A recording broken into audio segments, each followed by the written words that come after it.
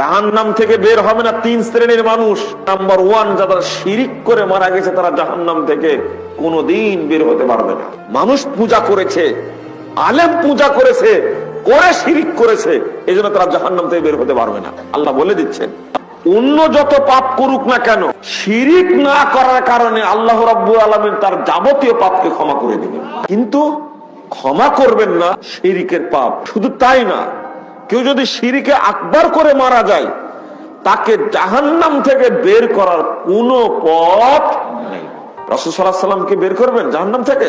2441 নম্বর হাদিস, তিরমিজি খুলুন।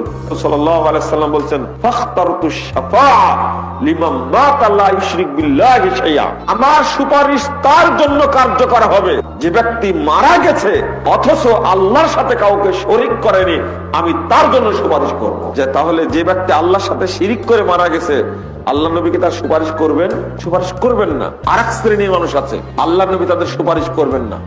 যারা সালাত আদায় করেনি, সালাত না পড়ে মারা গেছে, এর 3টা শ্রেণী। এক শ্রেণী যারা সালাতকে অস্বীকার করে, তারা মুসলমান না, ওর নাম আব্দুর রহমান হলেও, আব্দুল্লাহ হলেও সে কাফের। 2, যে স্বেচ্ছা ইচ্ছা করে সালাত আদায় করে না, জেনে বুঝে, সেও কাফের। 3, যে ব্যক্তি অলসতা করে সালাত আদায় করে না, 2 ওয়াক্ত পড়ে, 3 ওয়াক্ত পড়ে না, 5 দিন পড়ে, 3 দিন পড়ে না, এইভাবে যে ব্যক্তি সালাত আদায় করে, এই ব্যক্তি আল্লাহর নবীর সুপারিশ পাবে না। এই ব্যক্তি জাহান্নামের তলদেশে নিক্ষিপ্ত হবে। আল্লাহ বলছেন, ফাখালাফা মিন বাদিহিম খালফুন আদাউস সালাহ ওয়াত্তাবাউশ শাহওয়াত ফাসাউফা ইয়ালকাউনা গায়য়া। এরা হলো অপদার্থ, যারা সালাতকে নষ্ট করেছে এবং প্রবৃত্তির অনুসরণ করেছে। আল্লাহ রাব্বুল আলামিন বলেন, ফাসাউফা ইয়ালকাউনা গায়য়া, অচিরেই তারা জাহান্নামের তলদেশে নিক্ষিপ্ত হবে। আল্লাহ বলছেন, যারা অলসতা করে সালাত আদায় করে না, তারা জাহান্নামের তলদেশে নিক্ষিপ্ত হবে। এটা আল্লাহর ভাষা।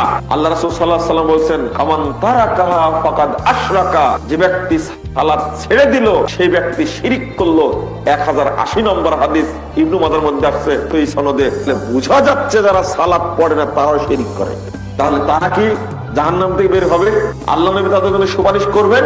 আরেক শ্রেণীর মানুষ আছে, যারা আল্লাহর নবীর বিধানকে না মেনে বেদাতি বিধানের আনুগত্য করেছে, অনুসরণ করেছে, তাদের জন্য আল্লাহ নবী সুপারিশ করবেন না, বেদাতের জন্য সুপারিশ করবেন না। এটা স্পষ্ট।